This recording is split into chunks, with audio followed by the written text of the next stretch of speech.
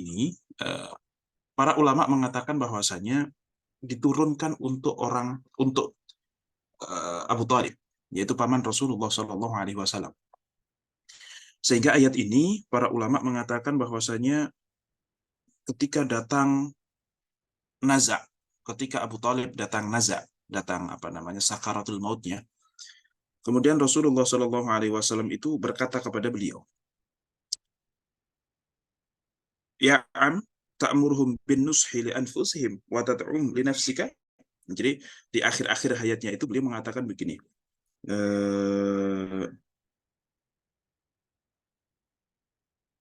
ya ma'syara bani Abdi Manaf, wahai para keturunan Abdu Manaf, ati'u Muhammadan, ikutilah Muhammad ini, wasaddiquhu, dan benarkanlah apa yang ia bawa, tuflihu wa tarshudu, maka kalian akan beruntung dan kalian akan mendapatkan petunjuk. Faqala sallallahu alaihi wasallam, maka Rasulullah pun merespon perkataan paman itu.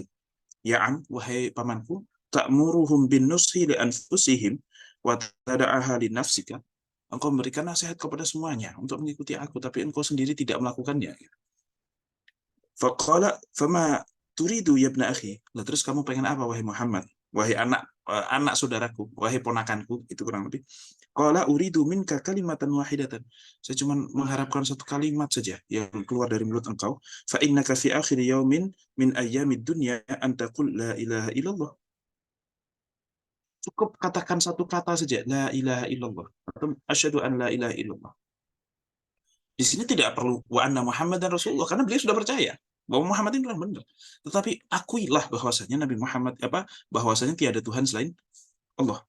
Ushidu laka biha indallahi ta'ala, maka aku akan memberikan kesaksian besok di hadapan Allah. Aku yang akan wahajubika. Nah, dalam riwayat yang dikatakan, aku akan menolong engkau, aku akan membela engkau di hadapan Allah kalau engkau sudah membaca kalimat ini selesai. Faqala ya bana akhi, qad alimtu annaka shadiq. Wahai ponakanku, saya tahu kamu itu benar. Walakin akrahu an yuqal jaza'un 'indal maut. Tapi saya itu tidak suka kalau dibilang sama orang ini adalah faktor karena saya mau meninggal makanya saya takut dan seterusnya. Saya tidak mau terlihat tidak konsisten. Nah, jadi memang ternyata faktor manusiawi juga masih ada di situ. Tidak ingin dilihat orang. Nah, ini satu hal yang bahaya ketika kita melakukan sesuatu kok standarnya omongan orang. Itu nggak akan ada habisnya dan bikin orang keblinger. Nah, ini makanya segala sesuatu yang kita lakukan, segala keputusan yang akan kita ambil, itu tolong pertimbangannya adalah Allah ridho nggak? Allah lebih ridho saya melakukan A atau B? Tolong itu. Kalau misalnya kok keputusannya adalah A atau B sama-sama Allah ridho, oke, ya wis. Baru faktor-faktor yang lain kita libatkan gitu. Tapi jangan langsung kemudian nanti apa kata orang kalau begini, nanti apa kata orang kalau begini. Ini apa kata orang itu satu kata yang benar-benar saya benci. Kalau dengernya itu kayak kenapa harus kata orang sih yang kemudian didengarkan, yang dijadikan pertimbangan. Dan satu hal yang saya ingat betul dari ibu saya itu adalah ketika menasihati saya gitu ya, mungkin saya melakukan kesalahan atau mungkin masa saya dan seterusnya. Pokoknya ketika anaknya melakukan kesalahan itu begini. Ya sekarang ini menjelang kita sudah pada menjadi orang tua, itu tuh beliau memberikan nasihat begini. Ibu dulu enggak pernah kan bilang malu-maluin keluarga, enggak pernah bilang apa kata orang nanti, enggak pernah bilang kan. Kenapa? Karena yang lebih ibu perhatikan itu kamunya, bukan kata orangnya. Saya enggak peduli kata orang. Nah, ini maka jangan jangan sampai terucap kata-kata itu, apalagi kepada anak. Bahwasanya apa kata orang nanti melihat keluarga kita kayak begini. Loh, yang lebih penting itu kata orang apa? Citra orang kepada kita atau anaknya, kebaikan anaknya. Ibu lebih sedih ketika kamu menjadi orang yang tidak baik. Masalah kata orang itu nomor sekian, tapi yang penting kamu baik, masalah kata orang kok ternyata berbeda, itu tidak jadi masalah. Yang lebih masalah dibandingkan kata orang yang kemudian buruk terhadap keluarga kita adalah ya kamu itu yang buruk, itu yang jadi lebih masalah gitu. Nah, maka seorang yang tulus itu akan lebih fokus kepada hal itu, bukan apa kata orang. Nah, ini ternyata menjadi satu hal yang berat buat Rasulullah Shallallahu Alaihi Wasallam. Walaula an yakuna 'alaika wa 'ala bani abika ghadadatun wa masabbatun ba'di laqultuhu la aqrartu biha 'ainaka indal firaq. Ya kalau bukan karena kata orang, kembali lagi, kalau bukan nanti takutnya nanti kamu itu menjadi setelah sepeninggalku kamu jadi masalah juga gara-gara kata-kataku, maka aku akan mengatakannya. Itu. Jadi ini memang satu hal yang menyedihkan. Tentu kita tidak perlu mengorek terlalu jauh, lebih jauh tentang hal itu. Kita cukup mendapatkan khabar ini dalam hadis riwayat Muslim dan banyak di kitab-kitab tafsir bahwasanya ayat ini turun untuk paman beliau yang Rasulullah itu sangat sedih. Ditinggalkan seseorang itu menyedihkan. Tapi yang lebih menyedihkan lagi adalah mengetahui kondisi orang yang meninggal itu seperti apa. Itu jauh lebih menyedihkan. Makanya kalau kalau ditinggal seseorang, saya kalau dengar kewafatan seseorang itu, ya saya prihatin. Artinya begini, saya berbelasungkawa lah sama orang yang kemudian ditinggal. Ya, yang sabar, yang tabah dan seterusnya gitu. Tetapi di satu sisi saya ingin mengatakan bahwasanya, lah alhamdulillah beliau malah sudah lulus, malah sudah selesai. Apalagi kalau akhir hayatnya kok seperti itu. Kita tahu hampir semua yang di sini itu kemudian yang diingat dari beliau itu adalah kebaikannya. Ya sudah, justru malah saya iri terhadap kematian yang seperti itu. Dan setiap kali ada orang baik yang kemudian kok semua orang itu kayak kehilangan begitu, ya kehilangan, kita nangis sedih kehilangan dia, itu adalah egoisme kita saja. Ya nggak usah terlalu dibesar-besarkan. Itu cuma kesedihan pribadi. Yang lebih penting itu bagaimana kondisi dia saat ini. Ya kalau baik-baik saja, ya kita pantas berbahagia. Artinya harus berlega hati. Gitu. Ya udah, alhamdulillah beliau wafatnya dalam kondisi husnul khatimah, ya sudah. Ini sebuah kenikmatan. Masalah sekarang apa nanti apa besok itu cuma masalah waktu. Mau sekarang mau besok itu tetap harus berangkat. Ini bukan masalah itu, masalah bagaimananya itu lebih penting. Nah, kondisi ini memang susah dijelaskan, susah untuk kemudian kita direnungi. Makanya Allah Subhanahu wa taala memberikan semacam ketetapan, apa, ngekat gitu ya terhadap kesedihan Rasulullah itu, innaka la tahdi man ahbabta Allah yahdi man yasha. Muhammad, kamu mau usaha seperti apapun itu tidak akan pernah bisa memberikan hidayah kepada orang yang engkau cintai. Allah yang memberikan hidayah. Artinya apa? Supaya Nabi Muhammad itu tidak menyalahkan diri sendiri. Kenapa gitu, ibaratnya seperti itu. Lah, kamu mau berusaha seapapun, kalau enggak bisa, ya enggak bisa. Walaupun nanti eh, ada ayat yang kemudian bisa kita katakan hidayah itu memang ada dua. Wa innaka latahdi ila siratim mustaqim. Sesungguhnya engkau adalah orang yang akan memberikan petunjuk kepada jalan yang benar. Yang akan memberikan hidayah kepada kepada jalan yang benar. Nah, ayat ini maksudnya adalah, kok yang satu mengatakan Nabi Muhammad akan memberikan petunjuk kepada jalan yang benar, di satu sisi kamu tidak akan pernah bisa memberikan petunjuk. Nah, ini harus difahami bahwa hidayah itu ada dua, satu hidayah irsyad, satu hidayah taufik. Yang diberikan kuasanya kepada manusia itu hidayah irsyad. Hidayah irsyad itu artinya ngasih tahu, ngajak, ini loh yang benar, ini salah, ini loh yang benar, ke sini. Itu hidayah irsyad itu. Nah, masalah setelah diajak mau tidak mau, itu peran Allah di situ. Kita harus memintakan kepada Allah Subhanahu wa taala. Sebelum kita kemudian memberikan wasilah berupa hidayah irsyad, berupa ajakan, berupa ilmu, berupa kemudian kabar-kabar, logika-logika yang membuat seseorang kemudian mau dan faham, oh ya seperti itu ya, oh ternyata begini, dan seterusnya. Nah, ini maka ayat untuk memberikan tarwih kepada Rasulullah, untuk memberikan i'tidar kepada Rasulullah, wahai Muhammad, yang memberikan hidayah itu bukan kamu, tapi Allah. Jadi supaya ya, bisa menerima dengan mudah. Wa huwa a'lamu bil muhtadin. Dan Allah lebih paham siapa yang berhak mendapatkan hidayah, siapa yang tidak. Tentu ini bukan masalah yang sifatnya itu paksaan, yang sifatnya itu sudah cap dari sana tanpa ada usaha. Wah, enak dong, yang dapat hidayah aja, yang nggak dapat kan kasihan. Padahal dia udah berusaha dan seterusnya. Ini juga tidak selalu seperti itu. Artinya begini, di tataran ilmu Allah, maka memang semuanya sudah pasti, tidak ada yang kemudian tidak diketahui oleh Allah. Apa yang sudah terjadi, apa yang belum terjadi, apa yang sedang terjadi. Semuanya itu tidak akan pernah meleset dari ilmu Allah. Allah sudah tahu yang akan terjadi itu seperti apa. Tetapi di tataran ilmu manusia, di level ilmu manusia, maka kita merasakan usaha kita, Ketika kita melakukan A, maka hasilnya seperti ini. Ketika melakukan B, maka hasilnya seperti ini. Ketika kita mengupayakan, maka kita akan mendapatkan apa yang kita upayakan itu. Mansaro ala derbi wasol, kalau kata pepatah Arab, bukan pepatah ya. Barang siapa yang berjalan kepada suatu tujuan, itu pasti akan nyampe. Nggak masalah nyampe nya kapan, itu urusan nanti. Tapi yang berjalan akan nyampe.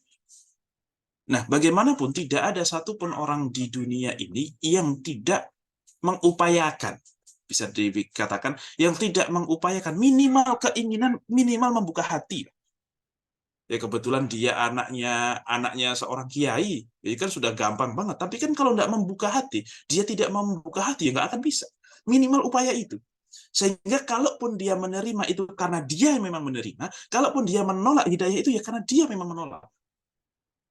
Tetapi Allah yang punya kuasa untuk menjadikan dia menerima atau menjadikan dia menolak. Tetapi dia pun tidak bisa kemudian melempar tanggung jawab itu kepada Allah. Ya Allah nggak ngasih saya hidayah. Loh kamu yang nggak nerima. Tapi memang Allah bikin dia tidak menerima. Ya dengan alasan dia. Dan dia sudah sudah mendapatkan alasan. Misalnya, saya takut dibilang orang begini. Ya sudah, kan dia sudah merasakan akhirnya nggak dibilang orang seperti itu. Oh, dia sudah mendapatkan konsekuensi yang dia harapkan gitu. Ya meskipun nanti bisa meleset, bisa tidak. Kenapa kok nggak mau sholat itu? Ya malas. Malas misalnya, oh saya lagi sibuk, saya ingin ngerjain ini dan seterusnya. Oke, ujung-ujungnya, hakikatnya itu hidayah dari Allah. Allah tidak memberikan dia hidayah supaya mau sholat. Tetapi, dia juga tidak bisa menyalahkan Allah karena tidak memberikan hidayah. Toh nyatanya, dia yang memang nggak mau. Dan dia sudah merasakan nggak sholat dan sudah merasakan akhirnya waktu saya nggak terbuang untuk sholat, katakanlah begitu dalam tanda kutip. Dia masih bisa tetap nge-game terus tanpa sholat, bisa nonton terus tanpa harus menghiraukan sholat. Toh kenikmatan yang dia harapkan dari meninggalkan sholat itu sudah dia dapatkan, sehingga dia pun tidak bisa mengelak. Artinya tidak bisa kita katakan Allah itu memberikan hidayah dengan ijbar dan Allah itu tidak memberikan hidayah dengan ijbar. Allah memberikan hidayah dengan ibaratnya paksaan tanpa diberikan sebab-sebab duniawi, dan Allah melarang seseorang mendapatkan hidayah juga karena itu. Tidak. Allah bukan yang memaksa. Allah itu maha adil. Ya, di dalam level itu Allah itu maha adil. Orang yang memang punya keinginan, yang mengupayakan akan diberi. Yang tidak menginginkan, yang malah menginginkan hal yang lain, lebih memprioritaskan hal lain, ya Allah tidak beri. Karena memang dia tidak menginginkan. Kan seperti itu. Tetapi Allah sudah tahu semuanya dan Allah yang memberikan hidayah semuanya. Ya, insya Allah bisa difahami ya. Maksudnya jangan kemudian dikatakan Allah itu otoriter gitu ya. Otoriter itu aja ya mau ngasih ngasih aja, enggak aja. Di satu sisi ya, di level Allah Subhanahu wa taala, di level ilmu Allah seperti itu. Tapi di level kita toh nyatanya tidak. Toh kita juga harus akui bahwa ada kesalahan kita di situ. Ya, itu harus kita pahami. Wa huwa a'lamu bil muhtadin, yaitu Allah lebih tahu siapa yang berhak mendapatkan hidayah, siapa yang tidak. Nah, tetapi intinya jangan terlalu kemudian kita apa ya terlalu jauh gitu mengulik hal ini, karena ini satu hal yang sangat sensitif. Satu hal yang sangat sensitif untuk Rasulullah SAW. Tentu siapa yang nggak kemudian sedih ketika melihat orang yang dicintai kok seperti itu. Baik. Dan dikit di situ dikatakan walakini sawfa amutu ala millatil asyakh. Tapi aku ingin meninggal di agama nenek moyangku, yaitu Abdul Muthalib bapaknya, wa Hashim dan kakeknya, wa Abdul Manaf dan juga buyut saya gitu. Loh, berarti kalau kayak gitu, kalau siapa Abu Thalib ini bermasalah secara keimanan ya, bagaimana dengan Abdul Muthalib, Hashim dan Abdul Manaf yang dikatakan saya akan mati di agama mereka? Begini, agama nenek moyangnya Rasulullah itu bukan agama yang dibawa oleh Rasulullah dalam arti syariatnya. Sehingga semua orang yang hidup di zaman Rasulullah itu wajib untuk mengakui Rasulullah sebagai nabi dan mengikuti syariat. Kalau tidak, maka meninggal dalam kondisi kekufuran. Bahkan Nabi Isa pun besok itu sholat di belakang Imam Mahdi. Nabi Isa pun yang dulu pernah mendapatkan Injil, akhirnya ketika nanti turun lagi dalam kondisi Al-Quran atau menjadi umat atau bertemu dengan umatnya Nabi Muhammad di zaman kenabian Nabi Muhammad, maka Nabi Isa pun harus mengikuti Nabi Muhammad. Ya nggak tahu statusnya apa, statusnya mungkin masih nabi, tapi sudah bukan rasul pada saat itu. Nabi Isa bukan rasul lagi karena tidak ada tugas untuk kemudian menyampaikan. Wong rasulnya adalah Muhammad. Ini sekarang yang punya hajat tuan rumahnya Nabi Muhammad, bukan Nabi Isa lagi. Nah, kurang lebih seperti itu. Nabi Isa hanya sebagai, iya memang harus turun karena skenario-nya begitu dan seterusnya gitu kurang lebih ya. Tapi rasulnya yang punya tuan rumah itu adalah Nabi Muhammad. Nabi Isa pun harus ikut, kalau nggak bermasalah ya tentu Nabi Isa ikut kan gitu. Nah, jadi sedangkan Abdul Muthalib dan seterusnya, Hashim dan ke atas itu adalah orang-orang yang tidak pernah mendengarkan dakwah dari Nabi Muhammad SAW. Maka sangat mungkin untuk mereka itu dimaafkan secara syariat. Bahwasanya mereka kenapa kok nggak bersyariat dengan syariat Islam, karena mereka tidak tahu. Tetapi secara ketauhidan, ya ini banyak sekali ulama yang mengatakan mereka itu adalah orang-orang yang suci. Abdullah, bapaknya Nabi, itu adalah orang-orang yang suci secara ketauhidan. Nah, masalah sholat nggak sholat, itu cara saja. Wong sholatnya Nabi Muhammad dengan sholatnya orang-orang sebelum Nabi Muhammad juga beda-beda kan gitu ya. Itu kan cuma teknis, itu nggak terlalu penting, bukan esensinya. Bukan esensi untuk membicarakan umat-umat terdahulu, tapi kalau untuk kita itu menjadi satu hal yang penting. Ya sholat harus begini, itu bentuk dari ketaatan itu adalah pokoknya kenapa kok sholat begini? Ya karena memang perintahnya begitu, mau nggak mau harus begitu. Kalau nggak begitu, ya salah berarti. Gitu. Ini adalah tentang kisah pamannya Rasulullah Shallallahu Alaihi Wasallam, Abu Thalib. Kemudian ayat berikutnya, waqalu, ini orang-orang Arab berkata kepada Nabi Muhammad, waqalu innattabi'al huda ma'aka nutakhattaf min ardina. Dan mereka berkata, wahai Muhammad, kalau kami kok ikut petunjuk kamu, artinya kami ikut sama kamu menjadi agamanya kamu, maka kami akan diusir dari bumi kami ini. Ini orang kafir tuh ngomong kayak gitu, ini aneh.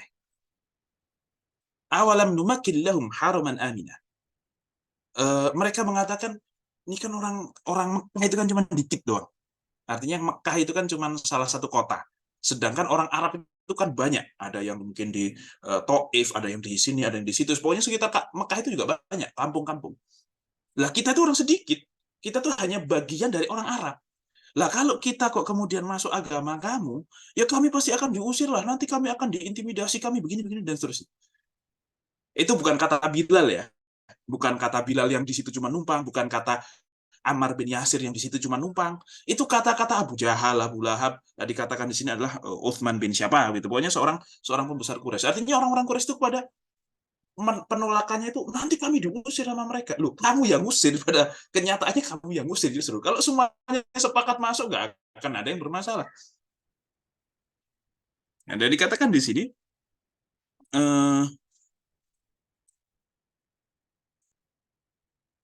dijawab sama Allah, awalam numakkil lahum haraman aminan yujba ilaihi thamaratu kulli syai'in.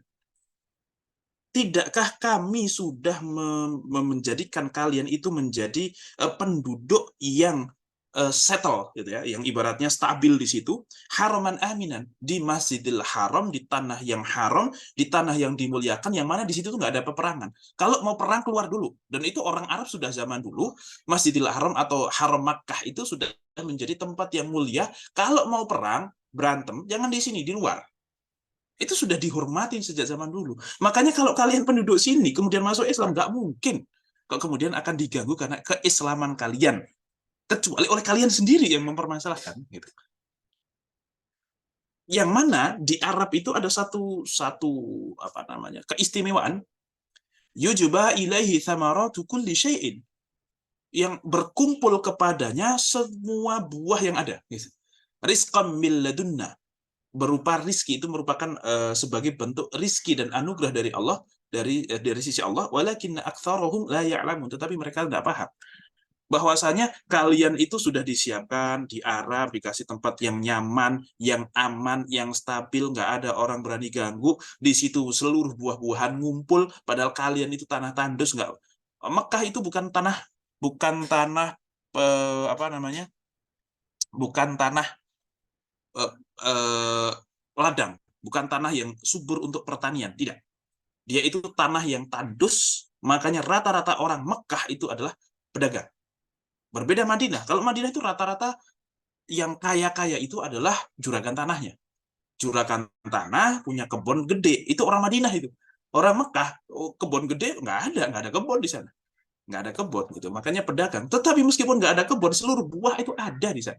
Ambok sampai sekarang Indonesia yang dikenal sebagai negara tropis, buah-buahan segala macam ada, tapi kualitas buah di sini sama di sana itu jauh beda. Dosen saya itu orang Arab, itu ngeluh di sini di Indonesia. Dosen saya orang Arab itu ngeluh ketika datang ke sini, saya ekspektasi Indonesia itu buah-buahan jauh lebih berkualitas dibandingkan di Mekah dan jauh harganya lebih murah. Maka saya datang ke pasar Minggu, Allahu Akbar, ini apaan gitu. Wah, buah-buahannya jelek-jelek semuanya. Kalaupun memang mau cari yang bagus, harus ke mall. Dan kalau di mall, itu harganya jauh lebih mahal dibandingkan di Mekah. Dan ini apa-apaan ini? Ya, walaupun setelah marah-marah, dia sadar. Ya memang sih, di Arab itu memang sudah dijanjikan sama Allah. Makanya ya pantesan begitu. Tapi kok bisa di Indonesia tuh begini gitu. Jadi dia agak protes juga dengan keberadaan buah-buahan di sini. Jadi kesusahan dosen-dosen saya itu dulu di Libya, kesusahan untuk cari buah yang layak tetapi enak, ya layak tetapi murah, itu kurang lebih ya. Harganya minimal sesuai lah dengan sana, standar lah. Nggak apa-apa, nggak sesuai ekspektasi saya nggak apa-apa, tapi minimal ya standar Arab lah. Tapi ternyata lebih tinggi juga. Nah, ada dosen yang kemudian dia beli duren 2 biji atau 3 biji, katanya ini buah paling enak dan seterusnya gitu. Dibawa, pas dibuka sampai apartemennya untuk keluarga, kan dia bawa keluarga, anak istrinya semuanya dibawa di sini. Katanya cuma dibuka, habis itu dibuang ke tong sampah dan langsung dibuang keluar gitu kan. Apa buah bau banget katanya. Katanya buah mahal, udah saya belinya mahal gitu. Ya seperti itu ternyata. Ya setiap orang punya ininya beda-beda. Nah, eh, orang-orang Mekah itu hanya alibi saja mengatakan demikian, itu hanya alibi saja.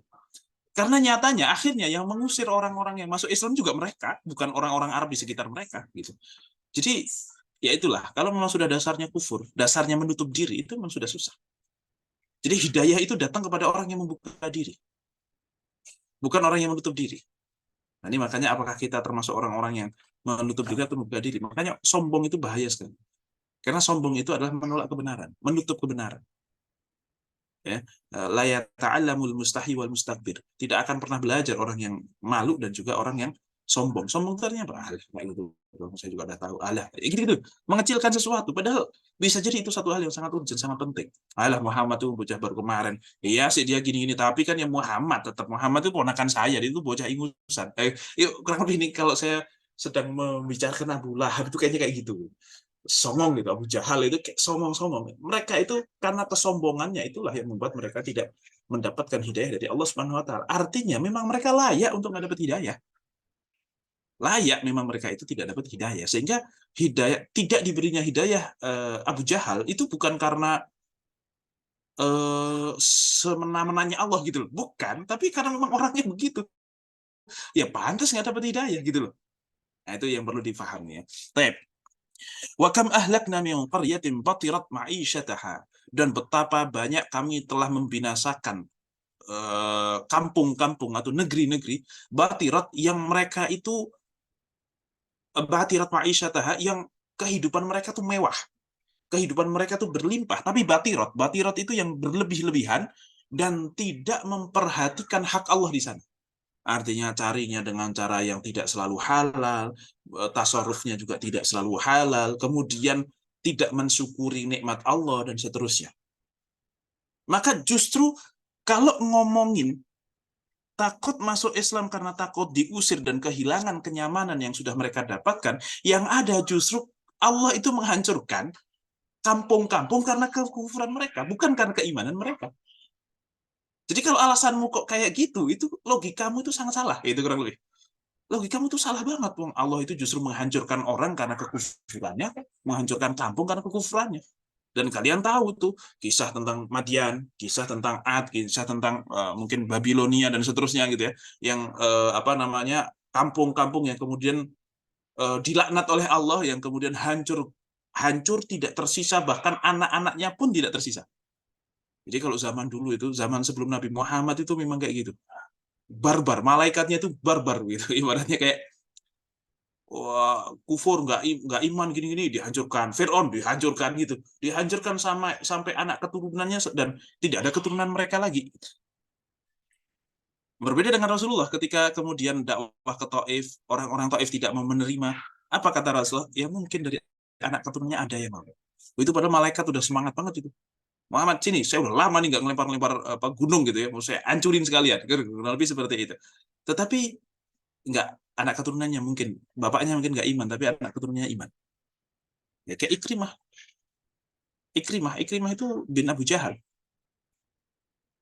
ya, Ikrimah bin Abu Jahal. Kemudian siapa lagi, anaknya Abu Lahab, ya itu menjadi sahabat-sahabat yang luar biasa. Ikrimah itu luar biasa, cerdas. Ya memang bapaknya cerdas juga, cuman ya Abu Jahal aja gitu.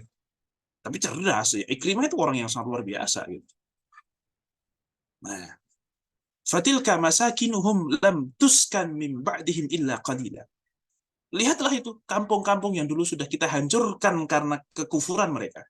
Lam tuskan min ba'dihim. Justru malah hancur berantakan dan sampai sekarang nggak ada yang menempati.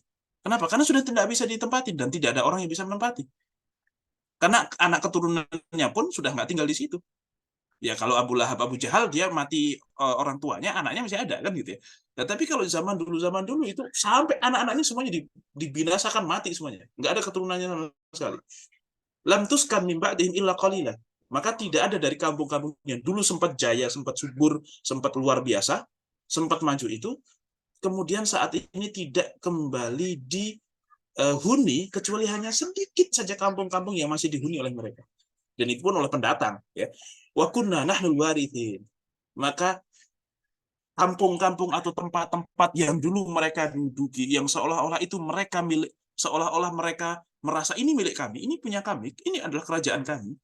Wa kunna nahnul warithin. Sesungguhnya Allah yang akhirnya, itu semuanya kembali kepada Allah. Sekarang nggak ada yang bisa menempatin lagi. Sekarang di bawah kekuasaan Allah secara mutlak. Bahkan di dunia ini pun tidak ada satupun orang yang kemudian bisa memanfaatkan hal itu. Nah, kurang lebih seperti itu. Wa kunna nahnul warithin. Justru itulah yang nanti akan diambil kembali sama Allah kalau sampai kufur. Ini sedang menjawab beberapa orang yang kemudian tidak mau beriman dengan alasan nanti kami takut digeruduk sama orang-orang kampung samping gitu. Jadi ya udahlah, kita nggak masuk Islam aja gitu. Kurang lebih seperti itu. Nah, siapa namanya itu, eh,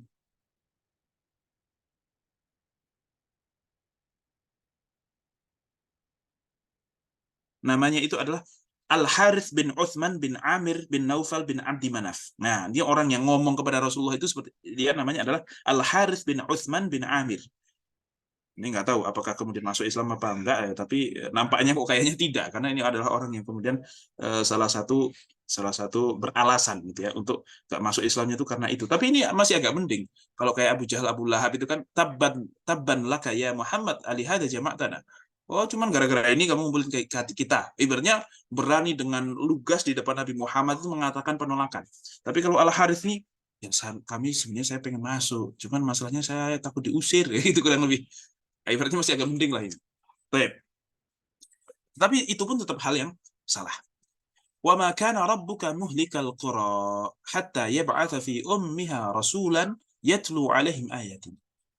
Dan tidaklah Tuhanmu itu menghancurkan satu negeri sampai diutuslah di ibu kotanya, artinya di pusat-pusat kotanya, seorang rasul yang yatlu alaihim ayatina, yang dia akan membacakan kepada mereka ayat-ayat kami. Wa ma kunna muhlikil qura illa wa ahluha zalimun. Dan tidaklah kami menghancurkan suatu kampung kecuali pasti penduduknya itu adalah orang-orang zalim. Ya, ini konteksnya adalah zaman dulu sebelum Nabi Muhammad. Memang salah satu keistimewaan umatnya Nabi Muhammad, walaupun ini keistimewaan atau tidak, ya ini keistimewaan tentunya. Orang yang zalim, orang yang zalim kemudian yang ingkar, yang kemudian menghina Rasulullah dan seterusnya, dari umatnya Nabi Muhammad itu tidak akan dihancurkan sebagaimana umat terdahulu. Yang lawan Nabi Musa, Fir'aun, hancur. Yang lawan Korun, misalnya, hancur. Kemudian siapa lagi? Ad, Thamud, kaumnya Nabi Soleh, Nabi Nabi Nuh, semuanya hancur semuanya. Tapi kalau umatnya Nabi Muhammad tidak, artinya masih diberikan kesempatan. Ya siapa tahu diberikan kesempatan. Kan karena gini, mereka mati dalam kondisi kekufuran, itu kan satu hal yang tidak diinginkan oleh Rasulullah.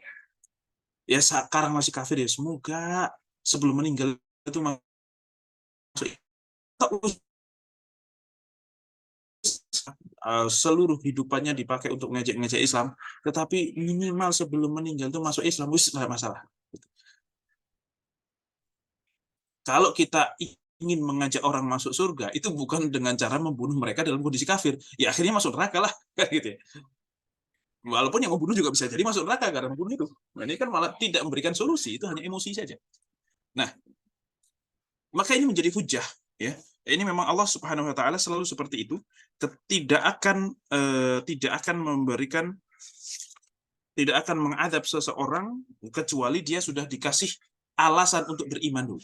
Sudah menjadi punya wasilah untuk beriman. Ya, makanya orang-orang yang kemudian tidak diberikan kesempatan untuk mendengarkan ayat-ayat Allah, artinya tidak pernah ada rasul yang datang kepada mereka, tidak pernah ada kabar tentang Islam datang kepada mereka, ini bisa jadi diampuni oleh Allah Subhanahu wa taala di hari kiamat kelak. Bisa jadi, tapi saya kira untuk hari ini tidak ada. Siapa yang tidak kenal Islam? Bahwasanya mereka tidak mau cari tahu lebih lanjut tentang Islam, itu salah mereka sendiri. Oh, mereka punya media kok, bisa kok untuk memastikan semuanya. Oke, maka nanti mereka bisa berhujah, lah kami tidak pernah mendengarkan. Itu mereka bisa berhujah. Tapi kalau orang-orang kafir yang ada di Mekah, orang-orang ahli kitab, tidak bisa. Loh, kamu udah tahu ada kitab, kalian aja memang yang kemudian saling menyesatkan, saling memilih untuk tidak beriman dan seterusnya. Baik. Wa ma utitum min syai'in famata'ul hayatid dunya wa zinatuha. Oke. Adapun yang kalian dapatkan min syai'in dari segala sesuatu itu, famata'ul hayatid dunya wa zinatuha. Itulah hanya semacam hanya keindahan duniawi dan perhiasannya, wa ma indallahi khairun wa abqa. Tetapi apa yang dimiliki oleh Allah itu lebih baik, tentunya lebih kekal. Afala ta'qilun? Tidakkah kalian itu kemudian menggunakan akal kalian? Oke, kalian itu di dunia ini mendapatkan kenikmatan, tetapi kenikmatan tersebut itu hanya kenikmatan yang sifatnya duniawi, yang sifatnya fana.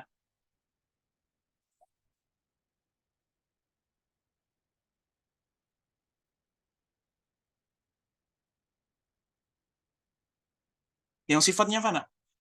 Adapun apa yang di sisi Allah, itu adalah kehidupan yang lebih nyata. Karena begini, manusia itu minimal hidup 2 kali. Bahkan bisa 3 kali. Hidup tidak sekali, tapi 3 kali. 3 kali buat orang iman, 2 kali untuk orang kafir. 1 kehidupan dunia, 2 kehidupan alam barzakh, 3 kehidupan di surga bagi yang beriman, dan orang yang di neraka itu la yamutu fiha wa la yahya. Nggak hidup, nggak mati. Maka tidak bisa dikatakan sebagai hidup. Tapi nggak mati juga. Nah, apa yang disebut hidup itu? Hidup itu artinya adalah kebebasan. Kebebasan untuk menikmati, untuk bergerak. Itu adalah kehidupan. Maka selama kita masih hidup di dunia, kita masih bebas untuk gerak sana sini, ya, untuk makan ini, makan itu, menikmati ini, menikmati itu. Masih hidup kita. Tetapi tentu kehidupan dunia ini sangat terbatas. Gerakan kita sangat terbatas. Tidak semua keinginan yang kita inginkan itu bisa tercapai. Kalaupun tercapai, kita pun bisa hanya menikmatinya sekedarnya saja. Pengen tongseng, ya harus beli dulu. Setelah beli, nunggu, harus bayar. Setelah itu kita makan. Makan pun itu cuma paling 1 piring, 1 porsi, pakai nasi, selesai. Setelah itu, kalaupun dikasih tongseng lagi, sudah tidak bisa menikmati. Artinya kita terbatas sekali di dunia ini. Berbeda dengan kehidupan akhirat, kehidupan yang ada di surga kelak, itu kehidupan yang tidak terbatas lagi oleh hal seperti itu. Seluruh keinginan terpenuhi, dan keinginan itu hawa nafsu itu akan terus berkobar sehingga terus bisa menikmati kenikmatan-kenikmatan yang kita inginkan. Kalau di dunia sekarang nih, misalnya yang jomblo-jomblo itu pengen nikah banget. Coba kalau udah punya suami, kalau nggak gedek gitu. Sering banget. Berarti gitu. Pasti ada lah, momen itu tuh pasti ada gitu. Ya kenapa? Keinginan itu karena belum dikejar. Tapi kalau sudah tahu itu akan, ya karena memang ada batasannya. Kita itu diberikan kenikmatan di dunia ini itu ada batasannya. Kalau dikatakan di dalam satu riwayat Rasulullah Shallallahu Alaihi Wasallam itu, wallah mal hayatud dunya fil akhirati illa kama yaghmisu ahadukum isbu'ahu fil yam. Demi Allah, tidaklah kenikmatan yang ada di dunia ini kecuali seperti seseorang yang memasukkan jarinya ke laut, kemudian diangkat, kemudian apa yang netes itu adalah kenikmatan dunia, dan laut itu adalah kenikmatan akhirat. Ya, cuma sebatas apa yang ketika kita tarik itu kan ada yang netes, ting, ting, itulah kenikmatan dunia. Ya sangat terbatas. Iya kalau iya kalau apa namanya ada keinginan yang tidak terpenuhi. Kalaupun terpenuhi itu pun ada batasannya, itu pun ada konsekuensinya. Kan gitu ya. Nikah sama pasangan ganteng, kaya, loyal, romantis. Kan kenikmatan yang luar biasa.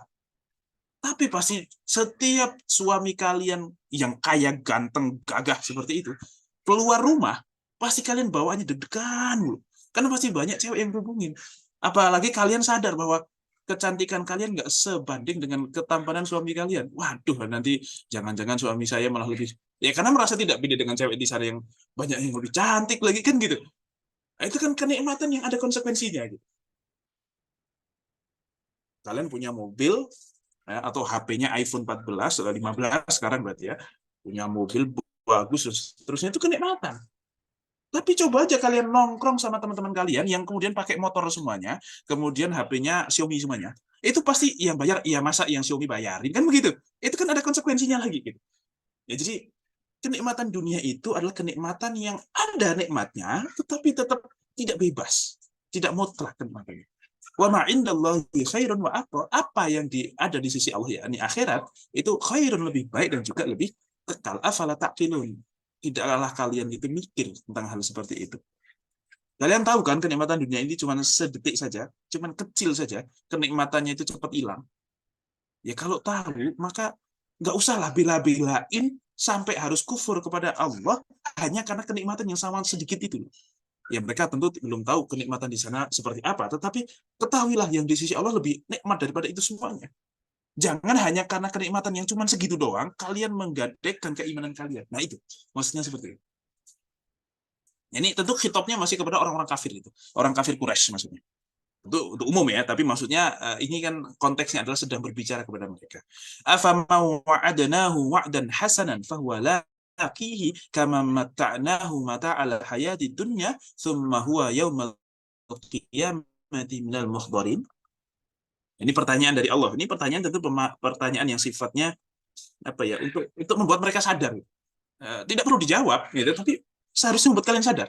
Tidakkah Tidakkah atau apakah orang yang kemudian kami janjikan dengan janji yang baik yaitu surga dan mereka nanti di akhirat akan menemuinya, itu sama dengan orang yang kemudian kami berikan kenikmatan duniawi, kenikmatan kehidupan dunia ini, dan besok di akhirat mereka akan termasuk orang-orang yang masuk neraka.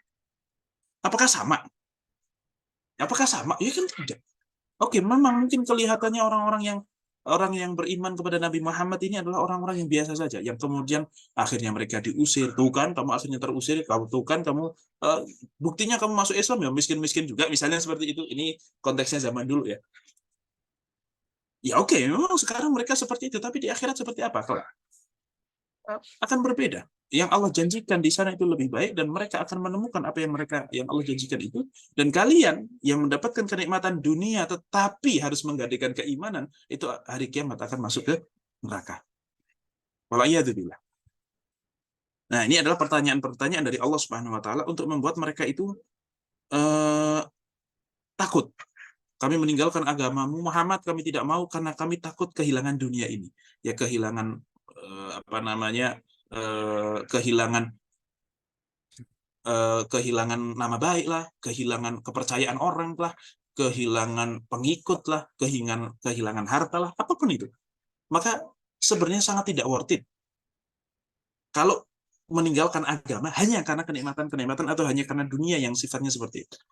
Kemudian yang berikutnya, Allah Subhanahu wa taala berfirman, "Wa yauma yunadihim." Ini Allah bercerita kondisi hari kiamat itu nanti kalian akan begini loh. Maka kalian harus waspada betul. Kalian harus mikir betul. Wa yauma yunadihim, dan di hari kebangkitan di mana dipanggil atau Allah memanggil mereka, fayaqulu aina syuraka'i alladzina kuntum taz'umun. Dipanggillah orang-orang kafir itu, dan ditanya, mana sekutu-sekutu yang kalian jadikan sekutuku itu, yang mana zaman dulu kalian anggap sebagai Tuhan tandingan. Mana itu? Mana semuanya? Sekarang panggil. Qala alladzina haqqa alaihimul qaul.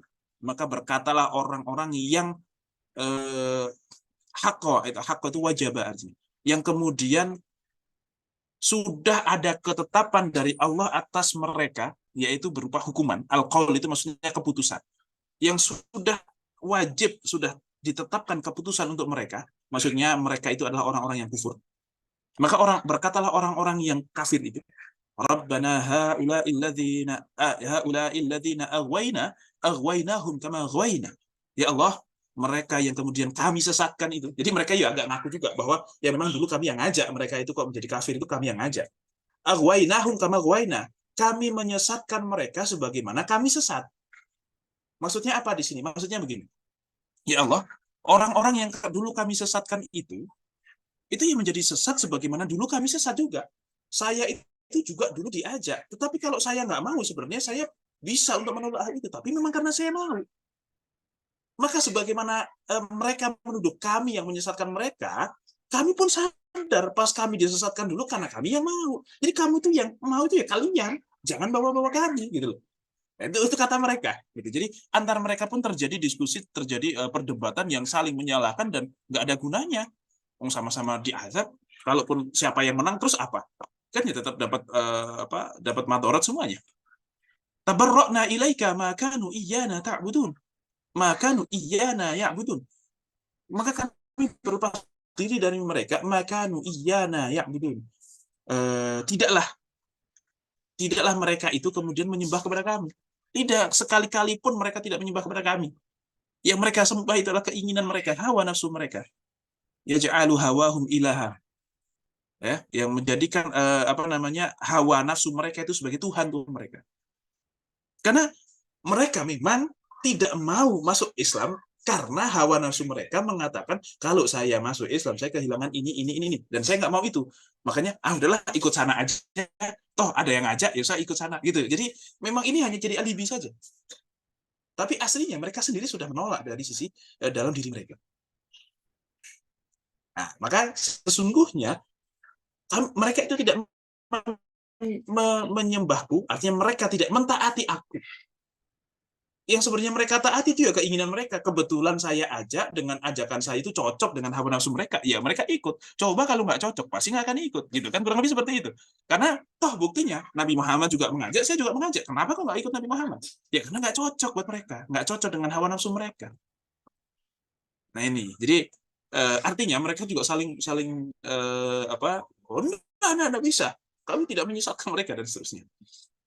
Kemudian Allah berfirman, waqila ud'u syuraka'akum, waqila ud'u syuraka'akum. Ya sudah, mana panggil yang kalian anggap bisa menyelamatkan mereka, kalian itu fada'auhum. Maka ya mereka itu dalam kondisi yang sedang bingung sekali dan menjadi orang yang yang saking paniknya sampai nggak tahu harus ngapain, ngeblank, benar-benar ngeblank. Ya udah, panggil mana syurga kalian itu, panggil. Ya karena namanya orang ngeblank akhirnya ya. Iya, misalnya nyembah Lata, tolong Lata, gitu kurang lebih seperti itu. Nah, ini dengan sangat-sangat polos dan tidak paham apa yang terjadi gitu. Mereka ya akhirnya mau aja gitu. Tapi sebenarnya mereka juga sangat paham bahwasanya ya tidak mungkin kalau kemudian sangat sangat paham bahwa mereka itu sudah salah, tidak mungkin kemudian bisa menyelamatkan diri, tetapi ya digertak seperti itu, akhirnya melakukan apa yang digertak itu. Kurang lebih seperti itu. Panggil. Lata, gitu. Ibu nggak akan. Fada'um falam yastajibu lahum. Mereka memanggilnya dan tidak akan menjawab mereka, nggak ada. Wara'awul adab, dan mereka sudah melihat adab itu nyata di hadapan mereka. Bahwa annahum kanu yahtadun. Dan mereka itu menyesal. Andai aja ya, saya itu dulu kok kemudian beriman. Setelah melihat adab itu baru, ya Allah, kayak gitu saya iman zaman dulu. Kenapa kok saya nggak mau? Hanya karena masalah gengsi, hanya karena masalah pride, hanya karena masalah nggak mau. Seolah-olah mengikuti Muhammad itu kayak kurang keren, ikut ngaji itu kayak nggak keren, dan seterusnya. Yang keren itu ya malam minggu itu ke senoparti lah gitu, kurang lebih seperti itu. Malam minggu kok ngaji itu apa-apaan kan gitu misalnya. Kamu tuh masih muda loh, masa kan gitu, kurang lebih seperti itu. Nah, itu diadab, ketika adab sudah di hadapan mereka, barulah mereka nyesel, ya Allah, kenapa kok nggak ikut dulu Husna diajak ngaji kok nggak mau gitu, malah kemudian apalah segala macam. Ya kalau selama halal sih nggak apa-apa, tapi kalau haram ya jangan gitu. Karena ayat tadi juga yang mengatakan bahwasanya wa ma autitum min syai'in famata'ul hayatid dunya wa zinataha, itu adalah satu apa yang kami berikan kepada kalian, kan gitu. Apa yang kemudian diberikan kepada kalian itu hanya sesuatu yang sifatnya hayatud dunya. Artinya memang kita itu diberi kenikmatan duniawi. Kalau sesuatu kok dianugerahkan oleh Allah Subhanahu wa taala, artinya halal buat kita. Memang dunia ini juga perlu untuk dinikmati. Tapi ketahuilah kenikmatan dunia, wa ma indallahi khairun wa abqa. Tapi tetap ingat, yang di sisi Allah itu tetap lebih baik, bagaimanapun itu tetap lebih baik. Sehingga kenikmatan kamu di dunia ini ya jangan terlalu dibawa ke hati lah, jangan terlalu diprioritaskan. Kamu cuma gitu dong. Kamu cuma gitu aja. Punya anak ini itu aja. Senangnya ada, sebelnya ada. Punya pasangan, senangnya ada, sebelnya juga ada.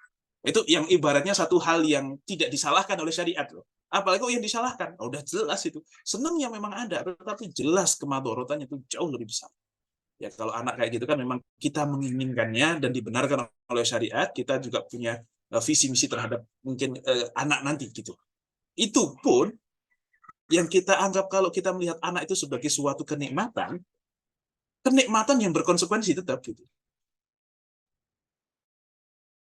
Jadi ya wis lah, menganggap anak itu jangan terlalu sebagai sebuah kenikmatan. Ya kenikmatan ya, kita nikmati kesenangannya, tetapi tetap melihat itu sebagai suatu potensi untuk berkhidmah kepada umat Nabi Muhammad SAW, kan begitu. Artinya jadikan seluruh elemen yang merupakan kenikmatan bagi kita itu untuk menggapai ridhonya Allah Subhanahu Wa Taala. Itu yang penting. Oke. Kemudian dikatakan di sini, wa yauma yunadihim fayaqulu madza ajabtumur mursalin.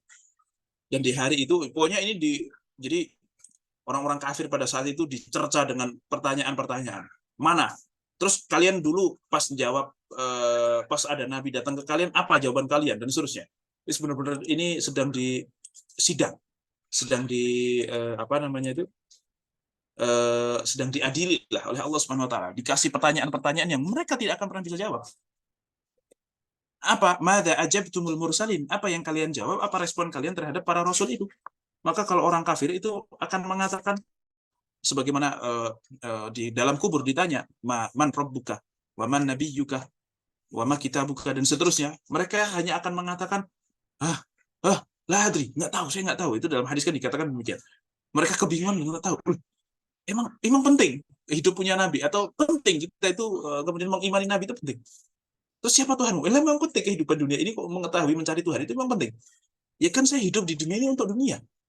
Oh ternyata penting dong. Nah, gitu. Jadi mereka baru sadar bahwa itu penting, dan tentu dengan penyesalan ya. Oh, ternyata penting. Lah saya nggak tahu apa-apa. Apa ini pertanyaan apa ini? Gitu, lebih seperti ini. Mereka panik. Ketika di akhirat kemudian seperti itu, ketika ini masih di dalam alam barzakh sudah luar biasa. Sudah luar biasa, tidak mengetahui apapun.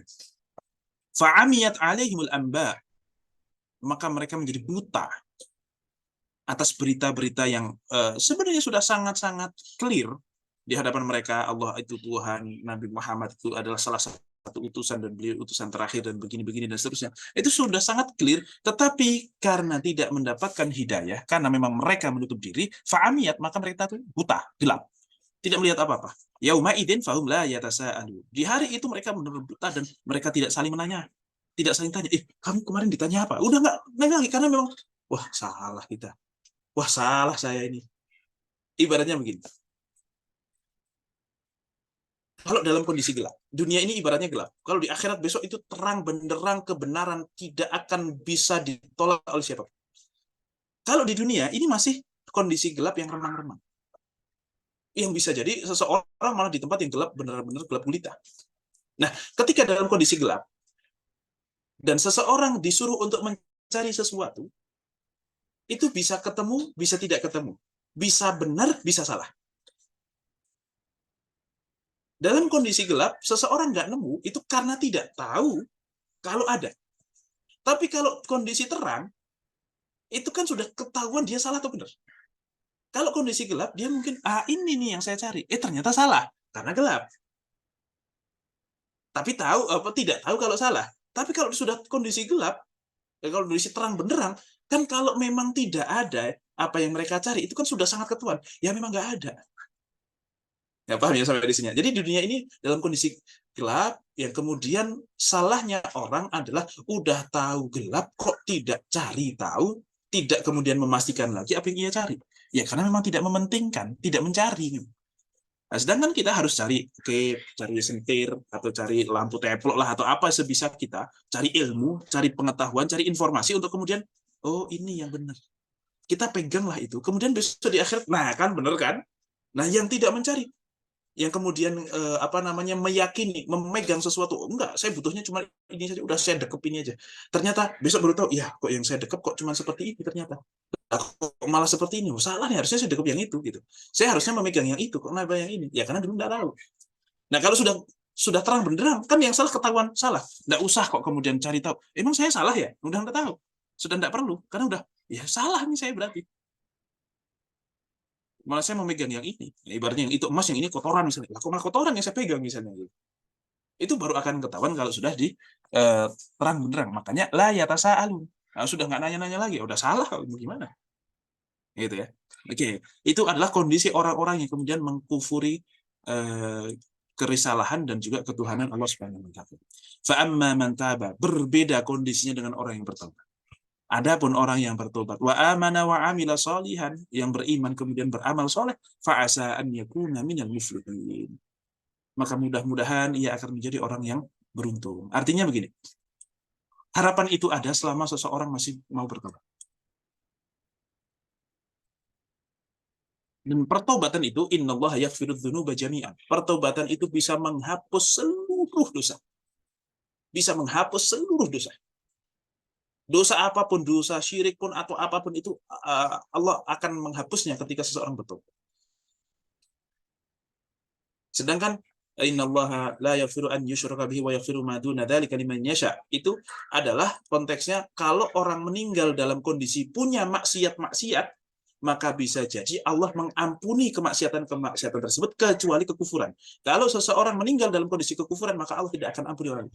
Tapi kalau dia masih muslim, mau dia zina, kayak mau dia mencuri, kayak dia nggak sholat, kayak dia membuka aurat, dia apapun itu, ada kemungkinan kemudian dia akan diampuni oleh Allah Subhanahu wa taala.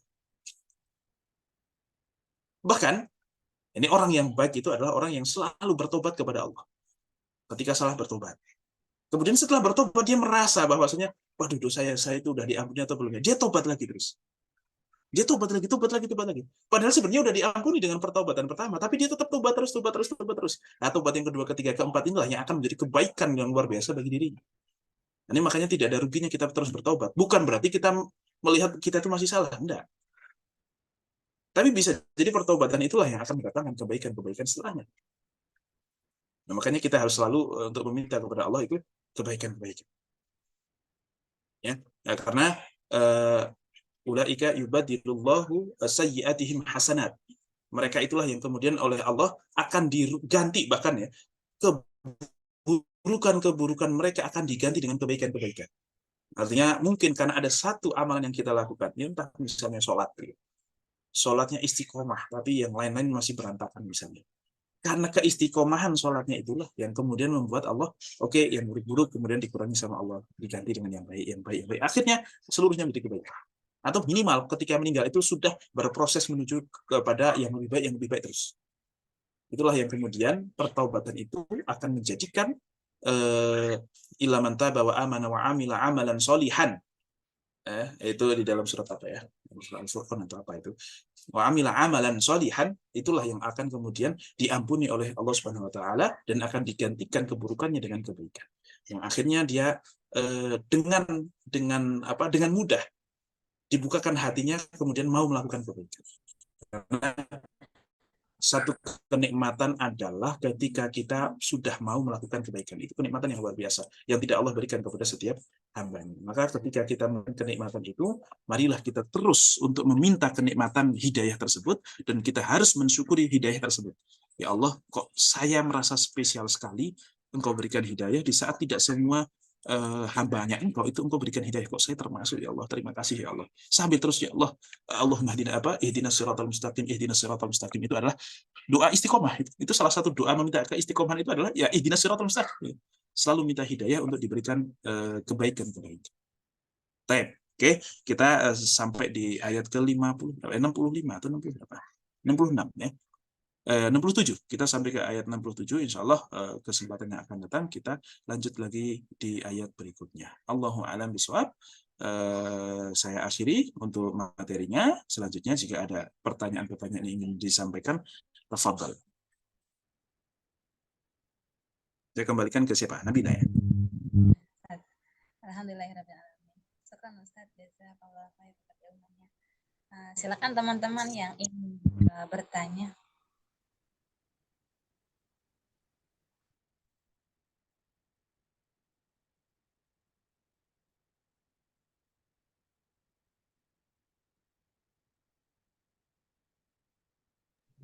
Silakan Mangga Bina Isanurika.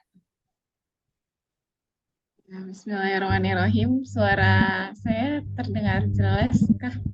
Ya, Bina. Ya Ustaz, jazakallah khair Ustaz atas ilmunya malam hari ini. Saya ada 2 pertanyaan Ustaz. Pertama berkaitan tadi di awal terkait ilmu Allah. Sebenarnya apa ya? Apa sih yang dimaksud dengan alima ya'lamunya Allah itu Ustaz? Maksudnya di beberapa ayat itu kan disebutkan hatta ya'lamullahu alladziina jahadu minkum wa ya'lamu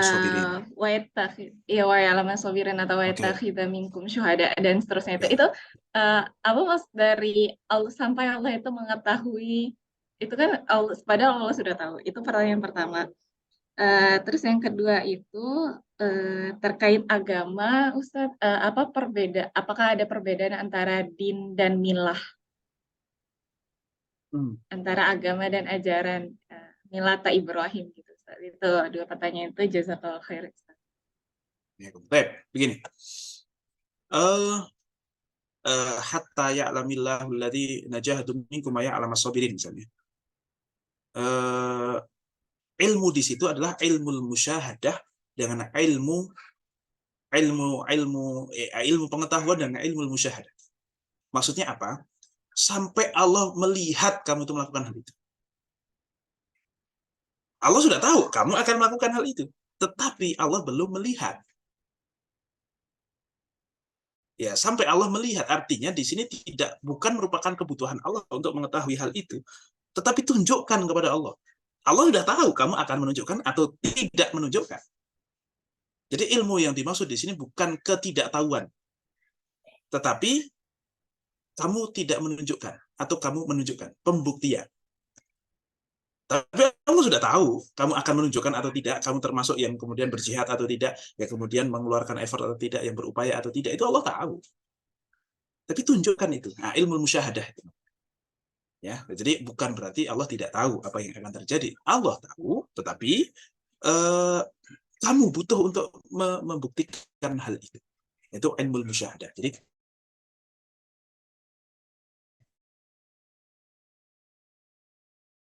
ya kamu melakukan. Sudah atau belum? Maka kita ada belum dan sudah. Gitu ya. Allah sudah tahu bahwa kita akan melakukan, tetapi kan sebelum kamu melakukan maka status kamu belum melakukan. Kecuali sudah melakukan, barulah itu ilmu musyahadah. Sudah tetap, sudah ada ketetapannya. Ya, menjadi sudah tetap itu, sudah berlaku konsekuensi daripada usaha kamu lah misalnya, atau syahadah yang kamu lakukan. Nah, itu yang dimaksud dengan. Oke, kemudian yang berikutnya tentang masalah din dan milah. Allahu a'lam, itu setahu saya hanya sekedar semacam kayak istilah saja. Kalau milah itu dianggap lebih kepada inti ajaran-ajarannya. Kalau din itu semacam selengkap, sehingga dinnya Nabi Muhammad dengan dinnya Nabi Isa itu berbeda, karena syariatnya berbeda. Nabi Isa, Nabi Musa itu berbeda. Tetapi kalau milatnya itu sama. Inti ajarannya itu sama. Tauhidnya sama, tentang akhlak sama, tentang syariat oke, beda-beda. Tata cara sholat, batasan aurat, siapa yang boleh dinikahin, siapa, dan seterusnya dan seterusnya. itu apa namanya, oke lah, bisa beda-beda. Sholatnya kapan, mungkin beda. Masalah tauhid, masalah akidah itu tidak akan berbeda kalau masalah akidah. Tetapi kalau masalah syariah, ya Nabi Adam itu menikah dengan dirinya sendiri. Gimana bahasanya? Dari tulang rusuknya kan. Jadi gimana itu? Nah, tapi kan itu tidak bisa dikatakan menikah dengan diri sendiri kan gitu ya. Nah terus ini bapaknya siapa? Nabi Adam nggak punya mertua, nggak punya ipar gitu. Jadi aman dia hidupnya.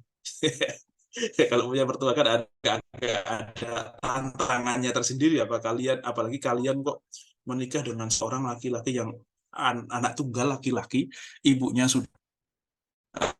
sudah janda. Jadi ibaratnya keluarga dia satu-satunya anaknya dia itu. Udah gitu tinggal serumah lagi. Wah, itu luar biasa.